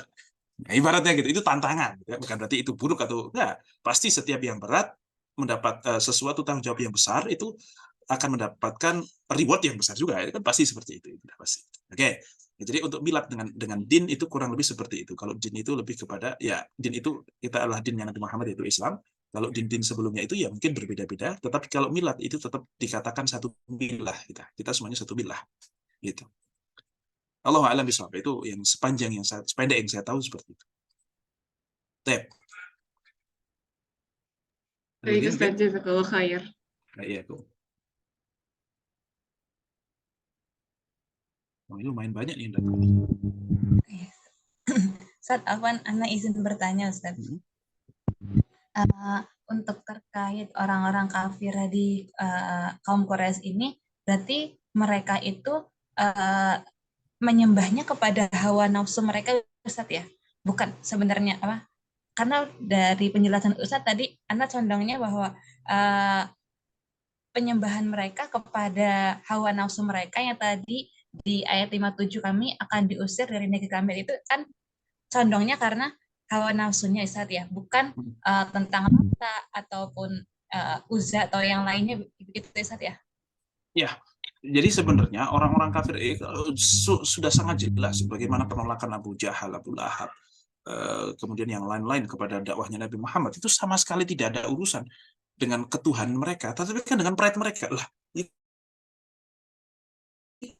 Kan selalu dengan mereka, pride mereka. Mereka merasa ternodai. Gitu. Nggak ada urusan dengan Tuhan mereka nggak pernah mempermasalahkan dan nggak pernah kan kemudian menyanggah dengan pertanyaan yang sifatnya teologis itu nggak pernah. Oke, Tuhanmu apa? Seperti apa? Kayak gini, terus gini nggak? Terus gini nggak? Hampir nggak pernah. Tetapi benar-benar sudah menolak. Lah terus kamu mau ganti agama saya? Udah gitu doang. Jadi memang yang dikedepankan itu hawa nafsunya. Bahwasanya mereka kebetulan nyembahnya itu, ya itu cuma kebetulan saja. Gitu. Mungkin kalau misalnya nih, Husna zaman itu sudah ada. Nah, terus ada Nabi Muhammad datang dengan ketauhidan. Terus Husna bahwa Tuhan yang baru, tapi bukan Lata, bukan Uzza. Oke, ini saya ada satu produk Tuhan baru, gitu ya. Satu produk, tapi Tuhan, gitu ya. Yang mana nih kalau disembah itu nanti dia bisa goyang-goyang atau apalah gitu kan. Itu mereka tertarik juga. Bisa aja. Kenapa? Karena tidak menginjak-injak kondisi mereka. Karena, oh ini setipe dengan saya. Tuhan kami juga sama lah sama Tuhan kamu. Jadi nggak masalah. Selama setipe, artinya tidak saling menginjak. Itu selesai. Tetapi kalau Tuhannya, dakwahnya Nabi Muhammad itu menginjak seluruh Tuhan mereka. Wah, nggak bisa, masa berarti selama ini saya bodoh dong. Nah, gitu. Itu loh yang kemudian mereka tidak terima itu kurang lebih seperti itu. Tapi kalau Nabi lah, bahwa produk Tuhan yang baru itu, katakanlah, itu kan tidak akan menginjak-injak Tuhan mereka. Wah, ini sama kok gitu. Sama-sama produk tapi kita sembah gitu aja kan gitu. Jadi sesama orang bodoh nggak usah saling merendahkan. Tapi kalau Nabi Muhammad kan menjelaskan kebodohan mereka, itulah yang tidak mereka terima. Sehingga kalau sudah kalah debat, sudah kalah logika, itulah yang mereka kedepankan adalah mengintimidasi kebenaran gitu. Mengintimidasi orang-orang yang membawa kebenaran. Biasanya seperti itu kan. Nah, gitu. Bisa dipahami ya, Nabila. Tetap yang sebenarnya menjadi poin utama itu adalah kekibria menutup dirinya mereka terhadap kebenaran. Mereka, wong toh Tuhan mereka juga mereka yang cari sendiri kok, yang mengadakan, yang mengkreasikan. Gitu. Allah a'lam bishawab. Syukran Ustaz. Berikutnya boleh Ustaz. Oke. Tadi kan kehidupan seorang yang beriman itu ada 3. Begitu juga orang kafir ada 2. Dunia, alam barzah, dan kalau orang muslim itu di surga. Nah, kalau alam barzah ini berupa kehidupan itu, tadi kan ada kebebasan. Itu maksudnya gimana, Ustaz? Eh, ya hakikat daripada kehidupan itu adalah kebebasan. Tapi paling tidak ini adalah fase, tetap bisa disebut sebagai fase dari proses kehidupan yang nanti apakah menuju ke kehidupan yang benar-benar hidup, lahiyal hayawan, ya, yang disebutkan dalam Al-Quran, itulah sebenar-benarnya hidup, lahiyal hayawan, kan gitu ya. Kehidupan di akhirat itu adalah sebenar-benarnya kehidupannya itu di surga. Atau kemudian malah la yamutu fiha wa la yahya, yang tidak mati atau tidak hidup di sana. Ini kan fase peralihan dari kehidupan dunia yang kita bebas bersyarat dengan kehidupan akhirat yang kemudian disitulah konsekuensi dari seluruh kehidupan kita yang ada di dunia. Alam barzakh itu hanya miniatur akhirat karena perbuatan kita yang ada di dunia.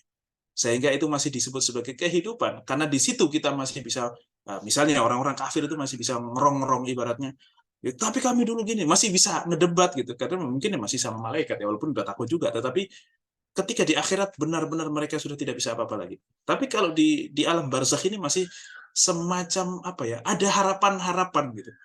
Masih ada aduh nanti gimana ya? Waduh nanti gimana? Semoga ini semoga masih ada seperti itu. Ya, kalau sudah di akhirat sudah diputuskan, sudah tidak bisa apa-apa lagi. Sudah ada keputusan, sudah selesai. Gitu. Ya, tapi selama belum itu semuanya kan yang orang Islam pun kan juga, wah kok lama banget nih hari kiamat kan gitu. Saya sudah pengen masuk surga aja gitu misalnya gitu. Dulu di dunia mana jomblonya lama lagi gitu kan, dapat istri mana galak misalnya begitu kan, saya udah pengen ketemu bidadari gitu misalnya. Ya, ini kan juga kehidupan tetapi tidak semutlak di dunia di akhirat kelak gitu. Ini makanya alam barzakh itu disebut sebagai barzakhun. Barzakh itu adalah pemisah. Bainahuma barzakhun la yabghiyan. Ada perpisahan. Ada pemisah antara dua air itu kan. Antaranya ada dua air. Walaupun di situ disebut perpisahan, di ayat yang lain disebut yaltaqiyan, yang bertemu. Lah bertemu apa berpisah gitu. Nah, gimana tuh? Kan itu adalah dua, gimana surat Ar-Rahman itu? Yaltaqiyan, gimana ayatnya?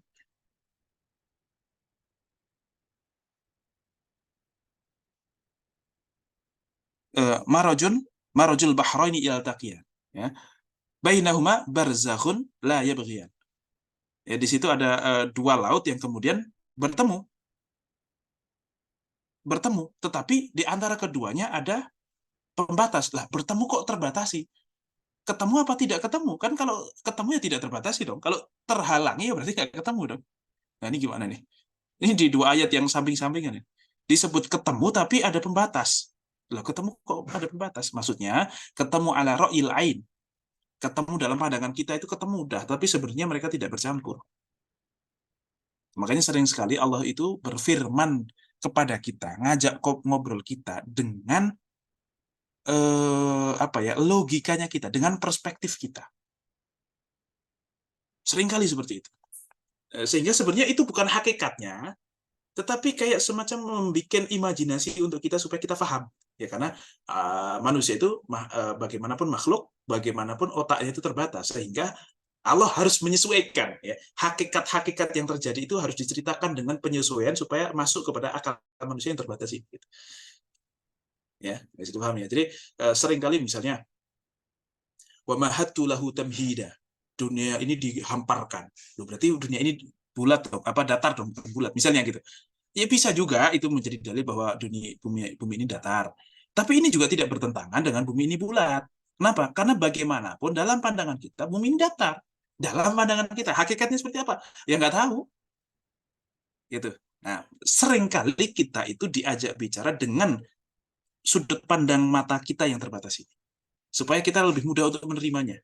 Nah, coba kalau dari dulu kok dikatakan bumi itu kami jadikan bumi itu bulat terus begini-begini. Lalu malah mikir lagi orang kafir Quraisy. Ini masalah surga neraka ya udah bingung, apalagi suruh mau mikirin bumi itu bulat ya, malah repot lagi gitu. Nah, beberapa hal itu dibikin dimudahkan untuk kita supaya kita itu melihatnya pakai sudut pandang manusia saja. Nah, gitu kurang lebih. Nah, tadi ngomongin apa sih? Ngomongin tentang Barzah. oh, barzakh, alam barzakh. Oke, Allah alam. Nah, gitu kurang lebih ya kehidupan dunia. Walaupun itu cuma ya istilah ya, artinya istilah itu untuk menunjukkan fase-fase saja. Gitu. Ya, ada kehidupan dunia, ada kehidupan barzakh, ada kehidupan akhirat. Yang mana kalau orang kafir itu ya bisa dianggapnya ya, walaupun di sana dia merasakan. Ya. Kalau dianggap kehidupan itu adalah sebagaimana dia bisa merasakan ya, sebenarnya di sana juga hidup. Tetapi kan kehidupan mereka itu sudah tidak hidup karena tidak punya kebebasan sama sekali kalau di akhirat itu, kalau di neraka itu buat orang-orang kafir, ya kan? Makanya disebutkan la yamutu fiha wa la yahya, enggak hidup enggak mati gitu. Enggak hidup karena enggak punya kebebasan, tapi enggak mati karena masih bisa merasakan. Nah, ini kan enggak enak. Nah, gitu kurang lebih. Allahu a'lam bishawab.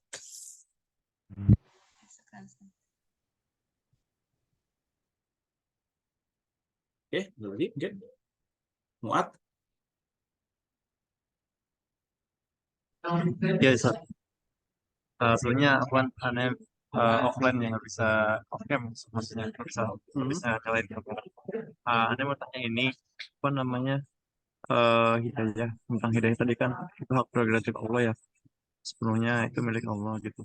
Kemudian juga kan kita pernah dengar kisahnya paman Rasul yang karena nggak enakan gitu ya, sehingga eh, akhir hayatnya juga tidak sempat untuk akhirnya berislam gitu. Nah, untuk di zaman sekarang di tengah kondisi yang apa ya, kehidupan yang sangat beragam gitu, gimana ya cara kita untuk mengatasi rasa nggak enakan itu sehingga barangkali kita terhalang dari kebaikan-kebaikan gitu yang seharusnya bisa kita dapatkan, atau bahkan juga nggak cuma kita yang bisa kita bagikan juga ke teman-teman sekitar kita gitu. Ya, ya, ya memang itu faktor hidayah juga. Artinya kondisi di mana kalian berada. Ya, kemudian di satu sisi, alhamdulillah kok saya gampang banget ya untuk kemudian misalnya begini, laki-laki terus nggak ngerokok. Misalnya katakan ini satu hal yang simpel kecil. Di lingkungan saya, kalau saya nggak ngerokok itu baik-baik saja. Tapi di beberapa lingkungan ada laki-laki kok nggak ngerokok, dibilang cupu banget sih cowok nggak ngerokok. Itu kan beda deh kondisinya. Yang membuat seseorang kalau di sini ya tanpa harus effort apapun, tanpa harus menahan nggak enak apapun, itu dia sudah bisa menjalankan apa yang menurut dia itu benar. Gitu. Tapi kalau di sana wah berat sekali gini. Ya tentu itu ada tantangannya. Tetapi Allah lah yang kemudian memberikan satu tantangan itu sehingga kita di mana di mana di mana. Dan Allah juga lah yang memberikan kekuatan kita. Apakah kebetulan kita di lingkungan yang mudah dan kita mungkin tidak diberikan ketangguhan sebagaimana orang-orang yang tetap beriman di tempat yang susah. Allah juga lah yang memberikan mereka ketangguhan untuk tetap beriman di tempat yang susah. Tapi kalau hidayah sudah menjangkaunya, maka sesusah apapun tidak akan, seimpossible apapun itu tidak ada yang impossible sebenarnya untuk mendapatkan hidayah. Gitu. Nah, caranya bagaimana? Tentu satu hal itu ada selalu minta itu ihdinas siratal mustaqim. Ya Allah, pokoknya nggak tahu caranya gimana, istiqomahkan saya dalam kebaikan. Kalau memang yang membuat jadi masalah, menjadi berat saya untuk istiqomah itu adalah lingkungan saya, ya bisa jadi engkau yang mengganti itu atau berikan saya kekuatan. Terserah, yang mana saja terserah.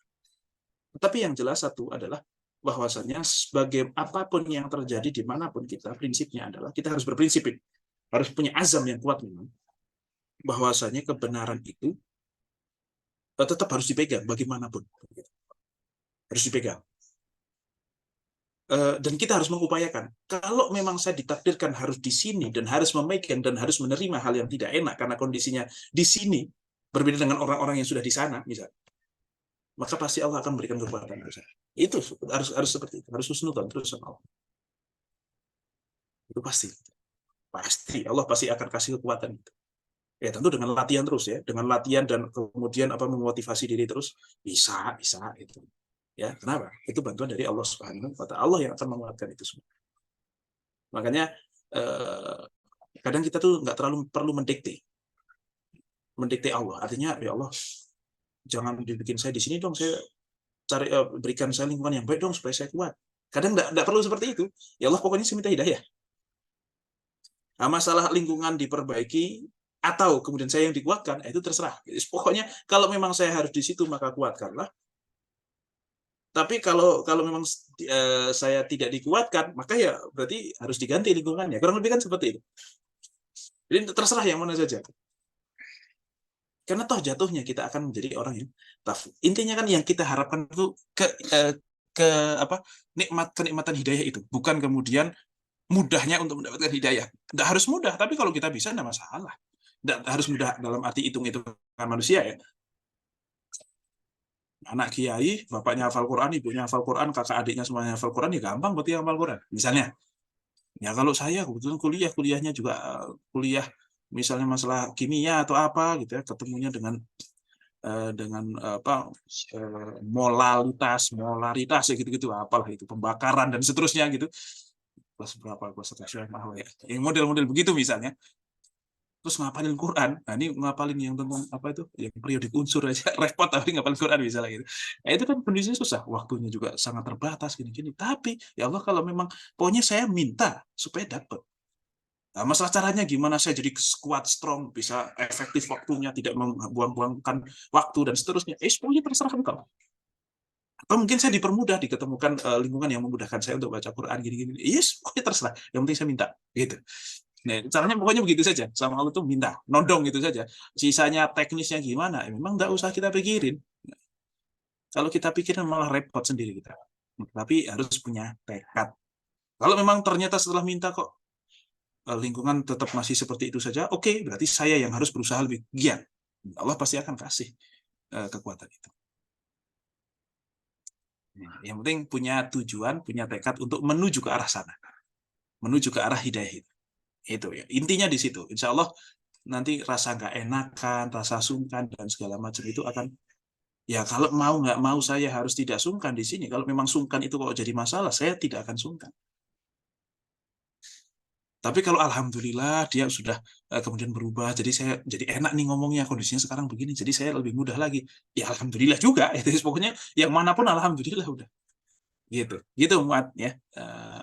Apa namanya? Yang penting minta sama Allah saja. Allahu a'lam bishawab.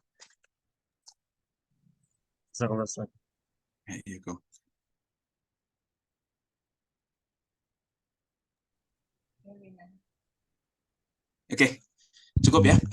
Final lagi. Oke. Ustaz Afwan, nyambung dengan pertanyaan Mas tadi. Ini bukan terkait hidayah sih mungkin Ustaz, tapi kayak untuk mengajar, misalkan mengejar suatu nikmat nih Ustazah. Ustaz. Misalkan saya mengejar suatu nikmat A. Lalu kok kayaknya nggak dapet ya. Meskipun saya insya Allah di dalam hati saya merasa mudah saja gitu buat Allah, dan Allah memang berkuasa atas itu untuk memberikan itu. Tapi kapan sih saat saya harus berhenti untuk mengejar nikmat itu dan berpindah untuk mengikhtiarkan nikmat yang lain? Itu bagaimana ya Ustaz?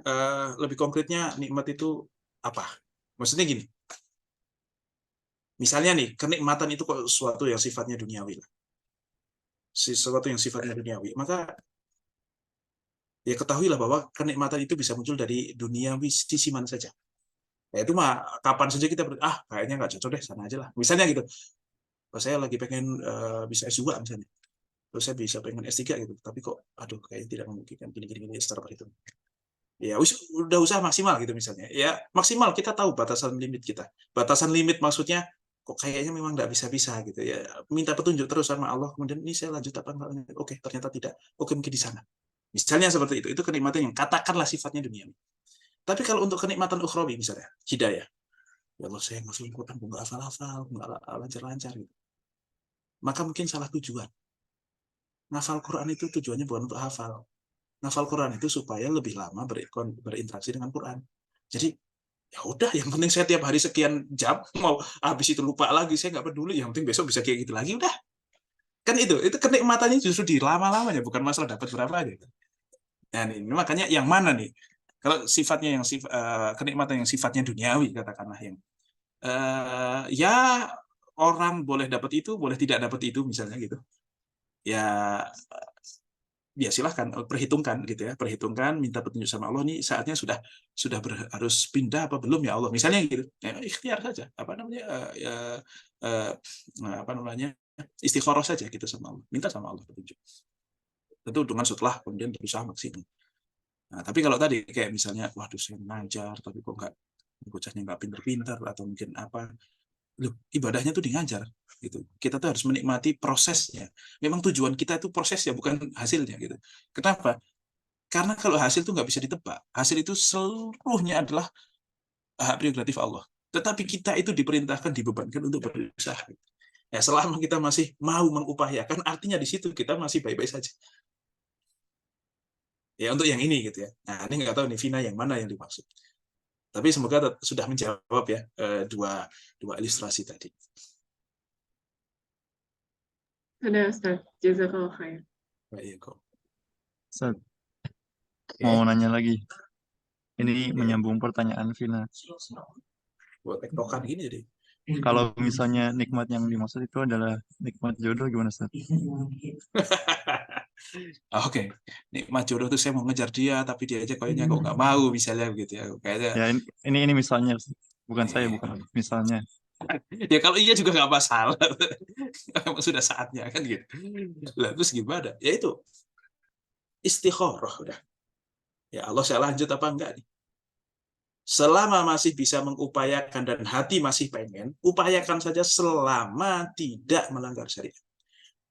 Lanjut aja terus. Kalau memang masih pengen ya, masih ada keinginan di hati, wah, tapi ya bisa lah gitu, misalnya gitu. Ya udah lanjut aja terus. Selama tidak melanggar syariat.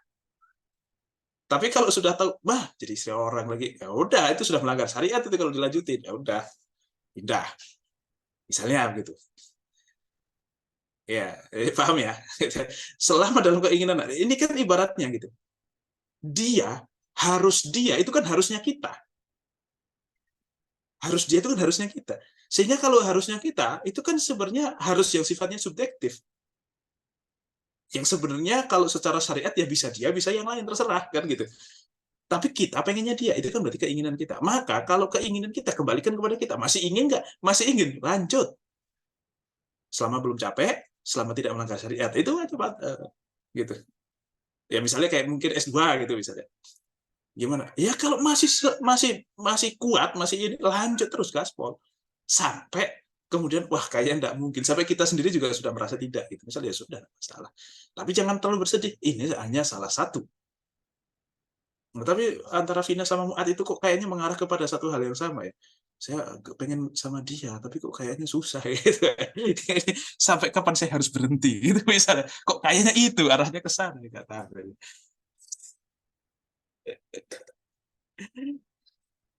Ini kok malah jadi curhat-curhatan begini, ya Allah. Jazakallah Ustaz. Iya tuh. Gitu ya. Pokoknya selama masih ada keinginan dan itu masih halal, lanjut nggak apa-apa. Ya kalau udah capek ya berarti ya terserah. Lanjut terserah, berhenti terserah. Itu juga tidak harus iya dan juga tidak harus tidak gitu ya. Mau silakan, mau diambil terus silakan, mau enggak ya nggak apa-apa. Itu kan sesuatu yang sifatnya duniawi, yang subjektif, yang ukurannya itu halal apa nggak halal, lanjut enggak ya jangan. Kalau sudah tidak halal, harus tidak. Tapi kalau masih halal, boleh iya, boleh tidak, terserah. Nah, tergantung kitanya kan berarti kan. Oke, gitu ya Vina ya. Ini menghayati ya Vina. Oke. Mungkin cukup itu ya. Ini udah jam 8:30 dan saya sudah ditunggu. Ini akan ada acara ya. Jadi butuh malam mingguan juga. Ada keluarga yang hadir gitu. Jadi kita harus menjamunya lah gitu. Kebetulan pasar malam minggu gitu, bukan malam mingguan. Ya saya malam mingguan juga nggak masalah gitu kan. Kalau saya kan malam mingguannya aman gitu. Tapi mungkin cukup sekian dari saya. Saya mohon maaf bila ada salah-salah kata. Insya Allah kita ketemu di pertemuan yang akan datang. Dan ada rencana ya mau pada main lagi ke sini gitu. Oh iya, saya kemarin bilang ke Sauki katanya pekan ketiga, tapi ternyata tanggal 21 tuh saya ada acara keluarga juga. Jadi mungkin tanggal berikutnya. Karena acara keluarganya di tempat jauh, jadi kalau online gitu masih memungkinkan. Tetapi kalau untuk standby di sini kan pasti waktunya sore ya. Ini kayaknya kok agak susah. Jadi mungkin pekan keempat berarti insya Allah. Tapi semoga tidak mensurutkan semangat teman-teman untuk kemudian bersilaturahmi ke sini ya. Ya nggak harus ya saya harapkan sih di sini. Tapi kalau memang teman-teman memilih tempat lain jangan apa juga. Tapi saya harapkan di sini aja biar enak kan gitu. Biar ketahuan saya itu ustadz yang punya apa namanya jamaah gitu. biar ada perannya gitu. Ya kan nggak masalah kan, nggak ketahuan. Saya kira cukup. Mohon maaf bila ada salah-salah kata. Saya akhiri. Billahi taufiq wal hidayah. Wassalamualaikum warahmatullahi wabarakatuh. Waalaikumsalam warahmatullahi wabarakatuh. Oke, Jazakallah khair, sama-sama. Ustaz. Lanjut ya, saya pamitan. Baik Ustaz, selamat malam mingguan Ustaz.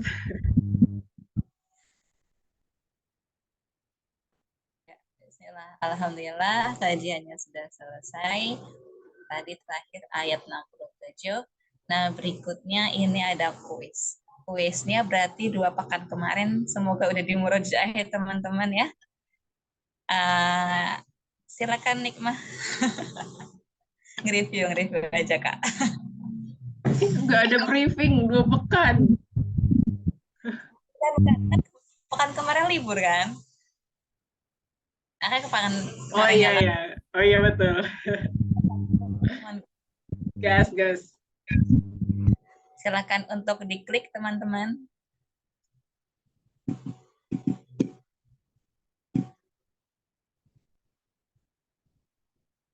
Kayak tadi diingetin berarti pertemuan offline nanti di pekan keempat ya. Jadi rencana tanggal 21 yang ada di grup kita pindahin. Bikin ulang pollingnya kayak Kalina. Nih, Mahani. Oh iya. Ya Kak Hana, nggak apa-apa Kak.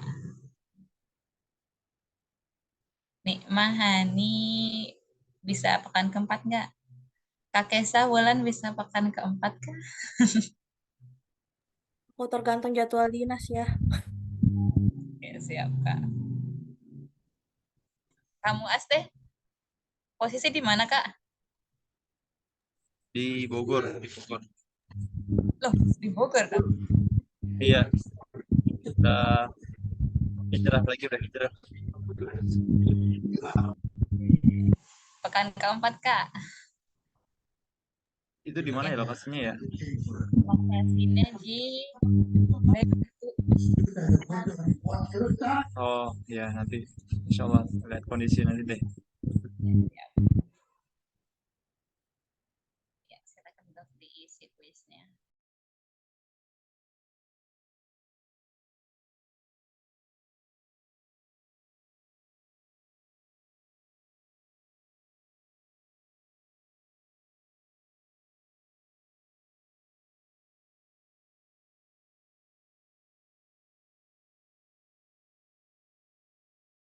Ini langsung mulai aja ya?